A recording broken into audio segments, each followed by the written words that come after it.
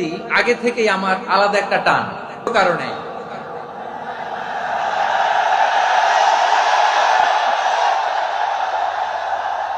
আলহামদুলিল্লাহ, আলহামদুলিল্লাহ, মাশাআল্লাহ। এই গণজোয়ারকে আল্লাহ তাআলা ইসলামের পক্ষে কবুল করে নিন। এই প্রাণ ঢালা উচ্ছ্বাস, ভালোবাসা, এটা কোরআনের জন্য, ইসলামের জন্য, ঠিক কিনা বলেন? কোন অপশক্তি এই গণজোয়ারকে ঠেকাতে পারবে না, কারণ যে ভালোবাসা আল্লাহর জন্য হয় সেটাকে ঠেকানো যায় না, ঠিক কিনা বলে? আমার প্রাণ প্রিয় পটুয়াখালীবাসী ভাইরা, বিশেষ দুটি কারণে বরিশাল বিভাগের প্রতি আমার আলাদা একটা ভালো লাগা। এর কারণ, এই অঞ্চলে আলেম ওলামা বেশি, ঠিক কিনা বলেন? আজকের এই প্রোগ্রামে অনেক কওমি মাদ্রাসার মুহতামিম সাহেবরা এসেছেন, আমি শুনেছি। আলিয়া মাদ্রাসার প্রিন্সিপাল হুজুররা এসেছেন, খতিব সাহেবরা এসেছেন, ইমাম সাহেবরা এসেছেন, মুয়াজ্জিন সাহেবরা এসেছেন। এই বিভাগে আলেম ওলামা বেশি। তার প্রমাণ, এখানে এই বরিশালের ভেতরে আছে সারসিনা দরবার, ঠিক কিনা বলেন? অনেক হাক্কানি একটা দরবার।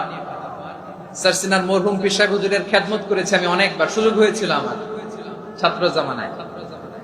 তো ওনাদের মাদ্রাসা কেন্দ্রিক অনেক খেদমত, আলহামদুলিল্লাহ। তারপর এই বিভাগে রয়েছে চরমোনাই দরবার, ঠিক কিনা বলেন? ওনাদেরও বিশাল মাদ্রাসা, ধর্মীয় অঙ্গনে, মাদ্রাসা অঙ্গনে, রাজনৈতিক অঙ্গনে ওনাদের অনেক খেদমত। তারপরে এখানে আছে ঝালকাঠি এনএস কামিল মাদ্রাসা। আমরা কায়েস সাহেব হুজুরের কথা শুনেছি, আল ইত্তেহাদ মা আল ইখতিলাফ, মতবিরোধের সাথে ঐক্য, অসাধারণ কথা। তো এই সমস্ত বড় বড় আল্লাহওয়ালাদের আগমন এই ভূখণ্ডে হওয়ার কারণে এখানে ধর্মীয় বিশৃঙ্খলা, মারামারি কম, আছে ঐক্য, ঠিক কিনা বলেন? বরিশাল বিভাগের প্রতি আমার বিশেষ ভালোবাসার এটা একটা কারণ।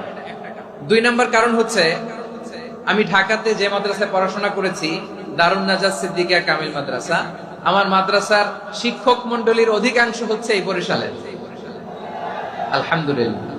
আমাদের শ্রদ্ধেয় প্রিন্সিপাল হুজুর আখম আবু বকর সিদ্দিক হাফিজাহুল্লাহ ওয়া রাআহ, উনি এলাকার সহ পুরো দারুন নাজাত মাদ্রাসার অধিকাংশ আসাতাজা ইকরাম এই ভূখণ্ডের, এই অঞ্চলের হওয়ার কারণে ছোটবেলা থেকেই বরিশালের প্রতি আমার একটি ভালোবাসা।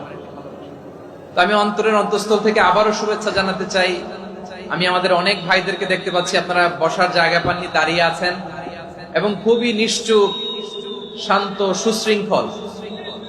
The people of Borishal, they are very smart, alhamdulillah, মাশাআল্লাহ। এবং শ্রোতা যাদেরকে দেখতে পাচ্ছি, বেশিরভাগের বয়স 15 থেকে 25। জেনজি, যেখানেই যাই জেনজি আমারে ছাড়ে না, মাশাআল্লাহ। এরাই আগামীর বাংলাদেশ, এরাই বাংলাদেশ। এদের হাতে নিরাপদ আমার লাল সবুজের পতাকা, এদের হাতে নিরাপদ আমার 56,000 বর্গ মাইলের প্রতিটি ইঞ্চি মাটি। এজন্য তোমাদেরকে সাবধান থাকতে হবে, সজাগ থাকতে হবে, দেশের জন্য, এদেশের সার্বভৌমত্বের জন্য, ঠিক কিনা বলেন?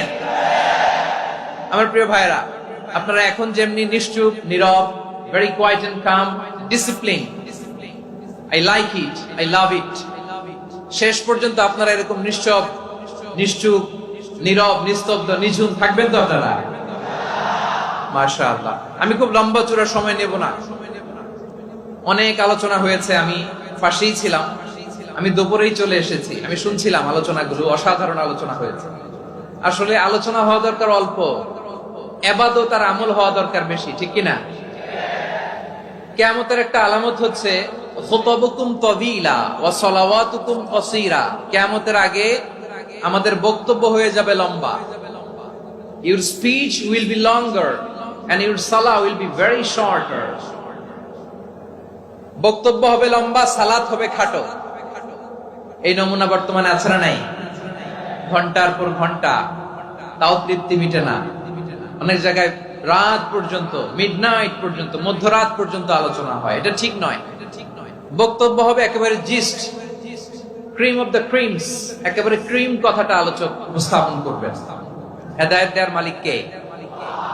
ইন্নাকা লা তাহদি মান আহবাবতা ওয়ালাকিন্নাল্লাহা ইয়াহদি মান ইয়াশা। নবী হে, আপনি চাইলেই কাউকে হেদায়েত দিতে পারবেন না, হেদায়েত দেওয়ার মালিক কে?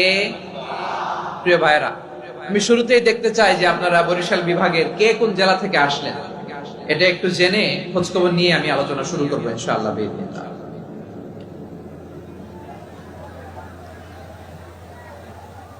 প্রিয় ভাইরা,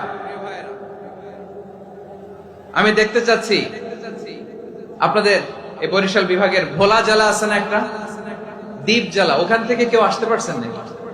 হ্যাঁ, আল্লাহু আকবার, আসছে তো, ওই যে হাত দেখা যাচ্ছে। সর্বনাশ, মাশাআল্লাহ, মাশাআল্লাহ, ঠিক আছে, আল্লাহ আমার ভাইদেরকে তুমি কবুল করো। বরগুনা জেলা থেকে কেউ এসেছেন আজকের প্রোগ্রামে? ইয়া সালাম, মাশাআল্লাহ, মাশাআল্লাহ, ওয়েলকাম, ওয়েলকাম, ঠিক আছে। পিরোজপুর জেলার কেউ এসেছেন?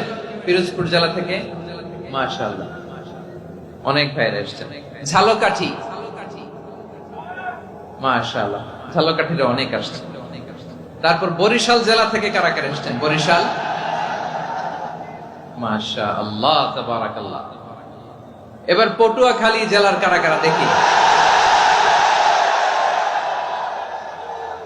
মাশাআল্লাহ, মাশাআল্লাহ, মাশাআল্লাহ, আল্লাহ তুমি কবুল করো, আল্লাহ তুমি কবুল করো।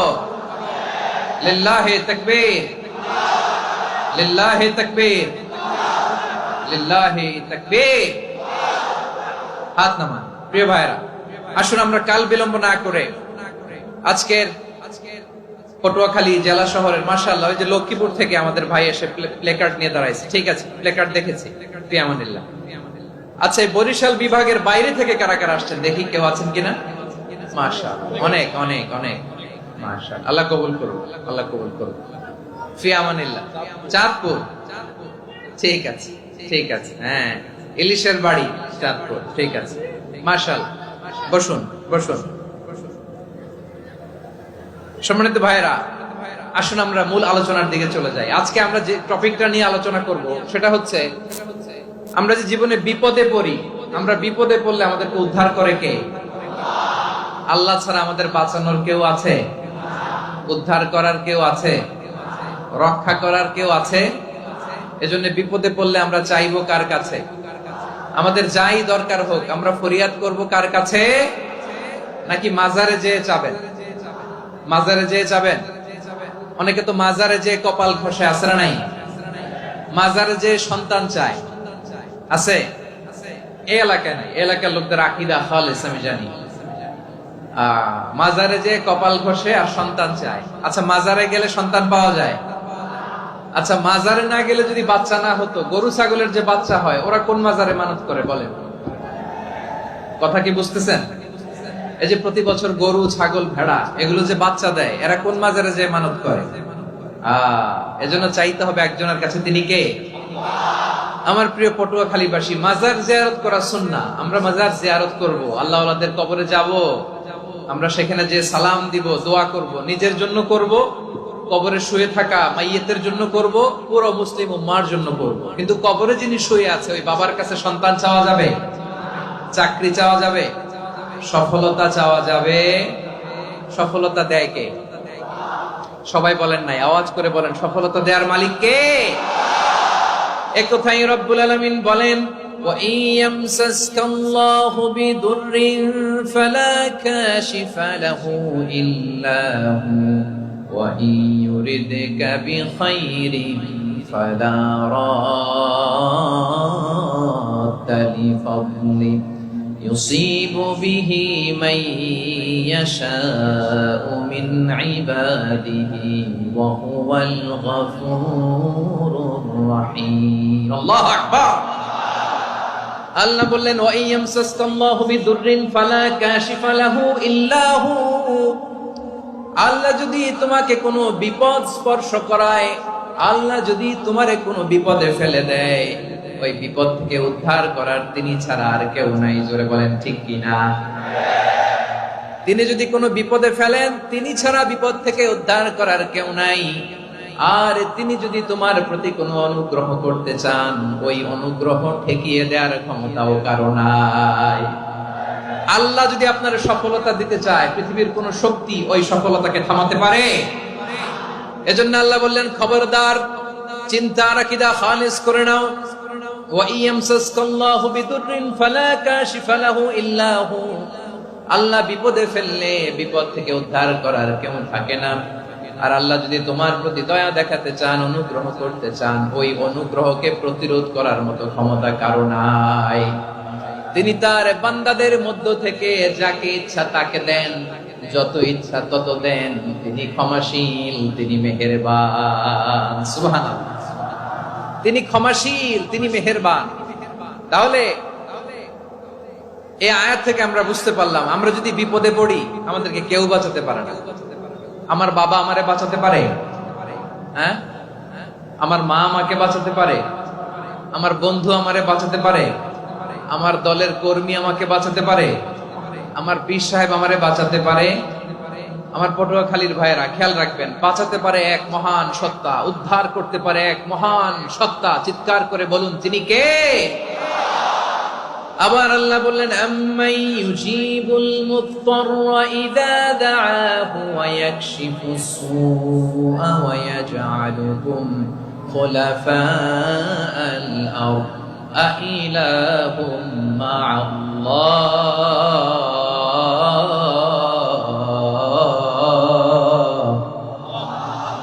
ক্বালিলাম মা তাযাক্কারুন। রব্বুল আলামিন বলেন, বিপদে পড়ে কাতর কণ্ঠে চিন্তাগ্রস্ত হয়ে যখন কেউ ফরিয়াদি হয়ে আল্লাহর ডাকে হাত তোলে, তখন এই ব্যক্তির ডাকে সাড়া দেয় কে?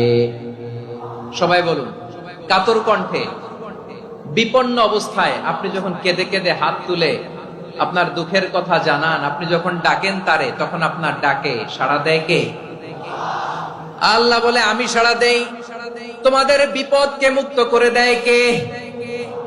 ওই আল্লাহর সাথে কোন উপাস্য আছে নাকি? কিন্তু খুব অল্প সংখ্যক লোকই তোমরা উপদেশ গ্রহণ করো। কথাটা কার? তাহলে বিপন্ন মানবতা যখন কাঁদে, মানুষ যখন বিপদে পড়ে নিরুপায় হয়ে ফরিয়াদ করে, তার ডাক শোনার কেউ নাই একজন ছাড়া। চিল্লায় বলেন তো, তিনি কে? এজন্য আমরা ফরিয়াদের হাত কার দিকে তুলবো? প্রিয় পটুয়াখালী, বলেন, ফরিয়াদের দুটো হাত আমরা কার দিকে তুলবো? এবং খেয়াল রাখতে হবে, মাথার সাথে সেট করে নিতে হবে, আল্লাহ ছাড়া আমাকে উদ্ধার করার কেউ নাই। এই পৃথিবীতে কেউ আপন না। প্রিয় ভাইরা, বিপদে পড়লে বোঝা যায় কেউ আপন না। আপন শুধু একজন মহান সত্তা। তিনি কে? এটা কি আপনারা খেয়াল রাখতে পারবেন? হ্যাঁ, বিপদে আপদে কেউ আমাদের বাঁচাতে পারে না, তরাতে পারে না, মুক্তি দিতে পারে না, উদ্ধার করতে পারে না, একমাত্র আমার প্রভু ছাড়া, আল্লাহ ছাড়া। চিল্লায় বলেন ঠিক কিনা? এবং প্রিয় পটুয়াখালীর ভাইয়েরা, মাথার সাথে এটা সেট করে নিতে হবে যে আমাদের পুরো জীবনটাই পরীক্ষা। পুরো জীবনটাই কি? The life is a test. পুরো জীবনটাই পরীক্ষা। এই জীবনে বিপদ আসবে, আপদ আসবে, পরীক্ষা আসবে, সবার জীবনে এটা থাকে। এক একজনের পরীক্ষা এক এক রকম। আমার পরীক্ষা একরকম, মাসুদ ভাইয়ের পরীক্ষা একরকম, চৌধুরী সাহেবের পরীক্ষা একরকম, আপনার পরীক্ষা একরকম, উনার পরীক্ষা আবার আরেক রকম। পুরো পৃথিবীটাই পরীক্ষা ক্ষেত্র। সবাই পরীক্ষা দিচ্ছি, কিন্তু কারো পরীক্ষা প্রশ্নের সাথে কারোটার মিল নাই। সুবহানাল্লাহ পড়বেন না? পুরোটাই পরীক্ষা ক্ষেত্র, সবাই পরীক্ষার্থী, কিন্তু প্রশ্নপত্র একটার সাথে আরেকটা মিলে না। One doesn't match the other. একজনেরটার সাথে আরেকজনেরটা মিলে না। কাউকে আল্লাহ তাআলা ধনী বানিয়ে পরীক্ষা করেন। কি বানিয়ে? কথা কি বুঝতেছেন নাকি কষ্ট হচ্ছে? কষ্ট হচ্ছে আপনাদের? কাউকে আল্লাহ ধনী বানিয়ে পরীক্ষা করেন, আবার কাউকে আল্লাহ তাআলা গরিব বানিয়ে পরীক্ষা করেন, কাউকে আল্লাহ অসুস্থ বানিয়ে পরীক্ষা করেন। কেউ দেখবেন যে দুরারোগ্য ব্যাধিতে আক্রান্ত, ডাক্তার বলেছে আর সময় নাই, দুরারোগ্য ব্যাধি, ক্যান্সার, যার নেই কোনো অ্যান্সার, তার জন্য পরীক্ষা হচ্ছে এই রোগ। আরেক লোক দেখবেন তার আবার রোগ বালাই নাই, মাশাআল্লাহ, তাকে আল্লাহ তাআলা আর্থিক দৈন্যতা, দারিদ্রতা দিয়ে পরীক্ষা করছেন। এরকম আছে না নাই? টাকা পয়সা নাই, দিন আনে দিন খায়, যা আছে তাতে চলে না, এটা তার জন্য পরীক্ষা। আবার আরেক শ্রেণীর লোক দেখবেন তাকে আল্লাহ অসুস্থতাও দেয় নাই, দারিদ্রতাও দেয় নাই, তার দাম্পত্য জীবনের সমস্যা। আছে না নাই? স্ত্রী কথা শোনে না, অথবা ছেলে মেয়ে কথা শোনে না। তাহলে পরীক্ষা সবার জীবনে আছে, এক একজনের পরীক্ষাটা এক এক রকম। আল্লাহ তাআলা দেখতে চায় যে এই পরীক্ষার সময় আমরা কিরকম রেসপন্স করি, how to deal with the test, কিভাবে এই বিপদ আপদ পরীক্ষাগুলোকে আমরা হ্যান্ডেল করব, ডিল করব। এটা হচ্ছে আজকের আলোচনার বিষয়। বুঝতে পেরেছেন সবাই আমার প্রিয় ভাইরা? তাহলে পরীক্ষাময় আমাদের জীবন, বিপদ আপদ পরীক্ষা, এটা মানুষের পিছু ছাড়ে না। সবার জীবনে পরীক্ষা আছে, নবীদের জীবনেও পরীক্ষা ছিল। সাহাবারা জিজ্ঞেস করেছেন, ইয়া রাসূলুল্লাহ, আইয়ুন নাসি আশাদ্দু বালাআন ফিদ দুনিয়া, এই দুনিয়ার বুকে কাদের পরীক্ষা সবচেয়ে বেশি? বিশ্বনবী বলেছেন, আল আম্বিয়া। এই পৃথিবীতে সবচেয়ে বেশি পরীক্ষা আল্লাহ তাআলা নিয়ে থাকেন নবীদের। কাদের? নবীদের। সুম্মাল আমসাল ফাল আমসাল, এরপরে নবীদের পরের স্তরে যারা, তাদের পরীক্ষা। এরপরে তাদের পরের স্তরে যারা, তাদের পরীক্ষা। সিদ্দিকীনদের, শুহাদাদের, সালিহিনদের, আল্লাহওয়ালাদের। যার ঈমান যত মজবুত, তার জীবনে পরীক্ষাও তত বেশি। চিল্লায় বলেন ঠিক কিনা? তাহলে মুমিনরা, বিশ্বাসীরা, আমরা কি পরীক্ষা বিপদ আপদে ভয় পাই? হ্যাঁ, বিপদ দেখলে ভয় লাগে আপনাদের? ভয় লাগে? হ্যাঁ না, মুমিনরা বিপদে ভয় পায় না, তারা হতাশ হয় না, সুবহানাল্লাহ, তারা নিরাশ হয় না। বিশ্বাসীরা হাল ছেড়ে দেয় না, তারা ভরসা রাখে একজনের উপর। চিল্লায় বলতে হবে তিনি কে? কারণ মুমিন জানে the grief isn't permanent, the test isn't permanent, the struggle in our life isn't permanent. আমাদের জীবনের দুঃখ, কষ্ট, স্ট্রাগল, এগুলো পার্মানেন্ট নয়। after every difficulties there is an ease. সব কষ্টের পরেই একটা সুখ আছে না নাই? রব্বুল আলামিন বলেন, ফা ইন্না মাআল উসরি ইউসরা, ইন্না মাআল উসরি ইউসরা, ভয় পেও না, চিন্তা করো না, কষ্টের সাথেই আমি রেখে দিয়েছি স্বস্তি। সুবহানাল্লাহ বলেন।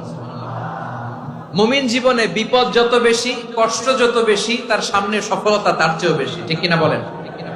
কারণ বিশ্বাসীরা জানে রাত্রি যত গভীর হয়, সুবহে সাদিকের সময় তত আগাতে থাকে। গর্ভবতী নারীর পেটের ব্যথা যত বাড়তে থাকে, ঘরে নতুন মেহমান আগমনের সময় ঘনাতে থাকে। মুমিনদের উপর বিপদ, অত্যাচার, আপদ, পরীক্ষা যত বাড়তে থাকে, কালেমার পতাকা উড্ডয়নের সময় কাছে আসতে থাকে। বিশ্বাসীদের এগুলো হিসাব মিলানো অনেক আগে, এগুলো অনেক আগে হিসাব মিলানো। দুঃখের আধার শেষে সুখের আলো মিটি মিটি হাসে। চিল্লায় বলেন ঠিক কিনা?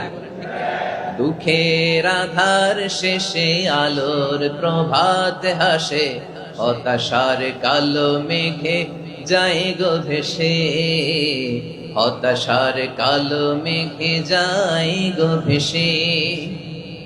দুঃখের আধার শেষে আলোর প্রভাত হাসে, হতাশার কালো মেঘে যায় গো ভেসে, হতাশার কালো মেঘে যায় গো ভেসে। কোরআনের পাতায় পাতায় দেখো, ঈমানের পথ ঢাকা ব্যথার কাটায়।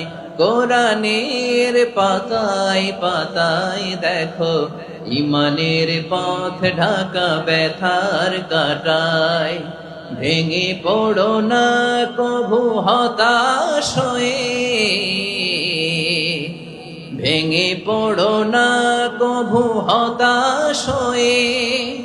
জ্বলে পুড়ে খাঁটি সোনা হও গো শেষে, জ্বলে পুড়ে খাঁটি সোনা হও গো শেষে।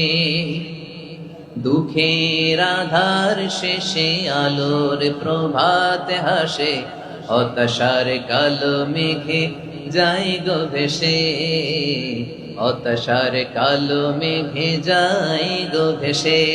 ঠিক কিনা বলেন? দুঃখ যত বেশি, পরীক্ষা যত বেশি, কষ্ট যত বেশি, সুখের সময় তত কাছাকাছি। চিল্লায় বলতে হবে ঠিক কিনা? এজন্য মুমিন জীবনে পরীক্ষা বেশি, মুমিনদের হতাশা নাই। মুমিনরা নিরাশ হয় না, হতাশ হয় কাফিররা। মুমিনরা কখনো হাল ছেড়ে দেয় না, মুমিনরা ভরসা রাখে একজনের উপর, তিনি কে? তাহলে আমার প্রিয় পটুয়াখালীবাসী, বিপদ থাকবে, পরীক্ষা থাকবে, এই বিপদ থেকে আমাদেরকে উদ্ধার করবেন একজন, তিনি কে? আমরা শুধু আল্লাহর উপরই ভরসা রাখবো। রাজি আছেন তো? চাইবো একজন সত্তার কাছে, আওয়াজ করে বলুন তিনি কে? একজন সত্তার কাছে চাইবে। বিশ্বনবী উনার চাচাতো ভাই আব্দুল্লাহ ইবনে আব্বাস রাদিয়াল্লাহু তাআলা আনহুকে বললেন, ইয়া আব্দুল্লাহ ইবনে আব্বাস, হে আব্দুল্লাহ ইবনে আব্বাস, ইদা সাআলতা ফাসআলিল্লাহ, যখন চাইবে আল্লাহর কাছে যাও। ও আব্দুল্লাহ, যখন চাইবা আল্লাহর কাছে চাও।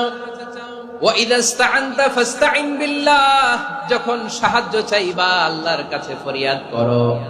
জেনে রেখো ও আব্দুল্লাহ, ওয়া'লাম আন্নাল উম্মাতা লাউ ইজতামাআত আলা আন ইয়ানফাউকা বিশাইইন লাম ইয়ানফাউকা ইল্লা বিশাইইন ক্বাদ কাতাবাহু আল্লাহু লাক।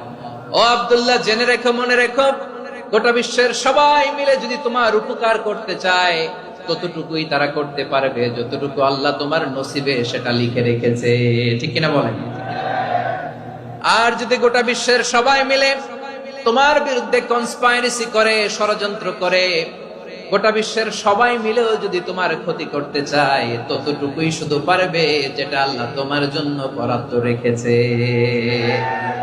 যতটুকু আল্লাহ তাআলা তোমার জন্য বরাদ্দ রেখেছে অতটুকুই ক্ষতি করতে পারবে, আর এক চুল বেশিও করতে পারবে না, কমও করতে পারবে না। চিল্লায় বলেন ঠিক কিনা? এজন্য আমরা চাইবো কার কাছে? সবাই বলেন নাই, আওয়াজ করে বলেন কার কাছে? সব সময় আমরা আল্লাহর কাছে চাইবো, বিপদে আপদে, সুখে দুঃখে, সচ্ছল অবস্থায় অসচ্ছল অবস্থায়, পরাজয়ের সময় বিজয়ের সময়, সব সময় আমরা ভরসা রাখবো কার উপর? সবাই বলুন। একদল লোক আছে যারা বিপদে পড়লে আল্লাহরে ডাকে। আছে না নাই? পটুয়াখালীতে মাশাআল্লাহ নাই, বিপদ আসলে আল্লাহরে ডাকে। বিপদ নাই, আল্লাহ নাই। বিপদে পড়লে নামাজ পড়ে, বিপদও নাই নামাজও নাই। বিপদে পড়লে জিকির করে, বিপদ যখন চলে যায় ওদের জিকিরও বন্ধ হয়ে যায়। এরকম আছে না নাই? কিছু লোক দেখবেন পরীক্ষা আসলে নামাজ পড়ে। আছে আছে? জেনজি আওয়াজ করো, এরকম আছে? এই কমন পড়ে গেছে, কমন পড়ছে। দেখবেন পরীক্ষার সময় নামাজ পড়ে, পরীক্ষাও নাই নামাজও আছে। এরকম কিছু লোক আছে অসুস্থ হলে আল্লাহরে বড্ড ভালোবাসে, আল্লাহরে খুব ডাকে। অসুস্থ হইলে অসুস্থতাও নাই, আল্লাহ স্মরণও নাই। দেখবেন কিছু লোক নির্বাচন আসলে খুব আল্লাহওয়ালা হয়ে যায়।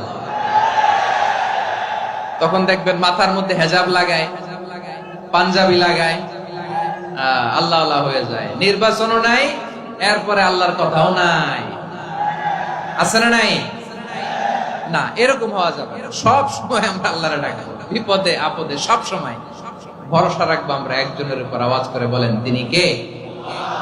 এ কথাই আল্লাহ তাআলা আমাদের চোখে আঙ্গুল দিয়ে জানিয়ে দিলেন, ফাইদা রাকিবু ফিল ফুলকি দা'আবুল্লাহ মুখলিসিনা লাহুদ্দিন ফালাম্মা নাজ্জাহুম ইলাল বাররি ইযা হুম ইউশরিকুন। আল্লাহ বলে একদল লোক আছে, তারা যখন নৌযানে চড়ে, জলযানে চড়ে, সাগরের মধ্যে যখন জাহাজে চড়ে, লঞ্চে চড়ে, তারা যখন তুফানের সম্মুখীন হয় তখন তারা আল্লাহরে বড্ড বেশি ডাকে, একান্ত ভাবে ডাকে, বিশুদ্ধ চিত্তে ডাকে। আবার তুফান থেকে তাদেরকে সেফ জোনে নিয়ে, নিরাপদ জোনে নিয়ে যখন বন্দরে আমি আল্লাহ তাদেরকে ভিড়িয়ে দেই, ওই লোকগুলো আবার আমি আল্লাহর সাথে শিরিক করে। এরকম আছে না নাই? জাহাজে উঠছে, সাগরের মাঝখানে তুফান, ওই সময় দেখবেন আল্লাহ কারে কয়। এই কথা তো আপনাদেরকে বোঝানো সহজ, আপনারা তো নদীর দেশের মানুষ। লঞ্চে চড়েন নাই কারা কারা? দেখি, লঞ্চে চড়ছেন? হ্যাঁ, লঞ্চে চড়ে নাই এরকম একজনও নাই এখানে। আচ্ছা, লঞ্চে উঠছেন কে কে? দেখি। মাশাআল্লাহ মাশাআল্লাহ মাশাআল্লাহ, ঠিক আছে, আপনাদের বোঝানো সহজ। আচ্ছা, লঞ্চে উঠে তুফানের সম্মুখীন হয়েছেন, জলোচ্ছ্বাস, সবাই? মাশাআল্লাহ। তো এই ওয়াজ তো আপনাদের মুখস্থ, ঠিক কিনা বলেন? আমার বলার দরকার নাই, বলেন। মাঝ নদী, তুফান, জলোচ্ছ্বাস, জলের মধ্যে উচ্ছ্বাস, ঢেউ, টর্নেডো, সাইক্লোন, মেঘের ঘনঘটা, পরিবেশ ঘুটঘুটে অন্ধকার, লঞ্চ একবার এদিকে আরেকবার ওইদিকে, ভিতরে কি অবস্থা হয় বলেন তো? হ্যাঁ, তখন মুসলিম আল্লাহর ডাকে, হিন্দু আল্লাহর ডাকে, ঠিক কিনা বলেন? আস্তিক আল্লাহর ডাকে, নাস্তিক আল্লাহর ডাকে, ঠিক কিনা? লঞ্চের ভেতর, স্টিমারের ভেতর কান্নারে রোল পড়ে যায়, চিৎকারের রোল পড়ে যায়, সবার মুখ দিয়ে শুধু একটা আওয়াজ, লা ইলাহা লা ইলাহা লা ইলাহা সুবহানাল্লাহ আলহামদুলিল্লাহ লা ইলাহা। আল্লাহ নামের জিকির করবে যারা, আল্লাহর কাছে প্রিয় তারা, আল্লাহর কাছে প্রিয় যারা, জান্নাতে প্রবেশ করবে তারা, জোরে লা ইলাহা লা ইলাহা ইল্লাল্লাহ লা ইলাহা ইল্লাল্লাহ মুহাম্মাদুর রাসূলুল্লাহ সাল্লাল্লাহু আলাইহি ওয়াসাল্লাম। আমার প্রিয় পটুয়াখালীবাসী, তাহলে লঞ্চের ভেতরে যখন আমরা তুফানের মধ্যে পড়ি, তখন সবাই মিলে আমরা একটা নামের জিকির করি। নামটা কার? মুসলমানেরাও ডাকে, হিন্দুরাও ডাকে, আস্তিকও ডাকে, নাস্তিকও ডাকে, সবাই ডাকে একজনকে। তিনি কে? আবার দেখবেন ওই আল্লাহ তুফানের পরে, ঝড়ের পরে ওই লঞ্চটাকে যখন সদর ঘাটে ফিরিয়ে দেয়, আবার আমরা নাফরমানি শুরু করে দেই। সে কোথায়? আল্লাহ বললেন, ফাইদা রাকিবু ফিল ফুলকি দা'আউল্লাহা মুখলিসিনা লাহুদ্দীন ফালাম্মা নাজ্জাহুম ইলাল বাররি ইযা হুম ইউশরিকুন। সাগরে যখন তুফানে পড়ে আমি আল্লাহর ডাকে, আবার আমি আল্লাহ যখন বাঁচিয়ে দেই, আবার আমি আল্লাহর সাথে শিরিক শুরু করে। আমরা কি এরকম হতে চাই নাকি? এরকম করবেন? হ্যাঁ না, আমরা তুফানে পড়লেও আল্লাহরে ডাকি, আবার বাঁচায় দেওয়ার পরেও ডাকি কারে? আল্লাহকেই ডাকি। বিমানের মধ্যে মাঝে মাঝে দেখবেন যে এয়ার টার্বুলেন্স হয়, জানেন? এয়ার টার্বুলেন্স জানেন তো? মাঝে মাঝে বিমানটা বাউন্সিং করে, বাম্পি, ভেরি বাম্পি ওয়েদার। শোনেন নাই? 40,000 ফিট উপরে যখন থাকে, তখন পাইলট মাঝে মাঝে বলে, dear passengers, ladies and gentleman, right now we are flying 40,000 feet above the ground and we are passing very air turbulence, very heavy air turbulence right now. Please fasten your seat belt. দেখবেন মাঝে মাঝে পরিবর্তন হয়েছে, ফলে এখন বিমান shaking করে বেশি, বাউন্সিং, বাম্পি ওয়েদার। তো বলেন তো, 40,000 ফিট উপরে যখন আপনি, কয় হাজার ফিট? সবাই বলুন, কয় হাজার ফিট? 40,000 ফিট উপরে যখন আপনি, তখন যখন বিমানটা এরকম বাউন্সিং করে, সবাই যখন ভমিটিং করে বিমান নষ্ট করে দেয়, বমি করে, তখন বাঁচানোর কে আছে আল্লাহ ছাড়া? কেউ আছে? ওই মুহূর্তেও সবাই মিলে একজনের ডাকে আওয়াজ করে বলেন, তিনি কে?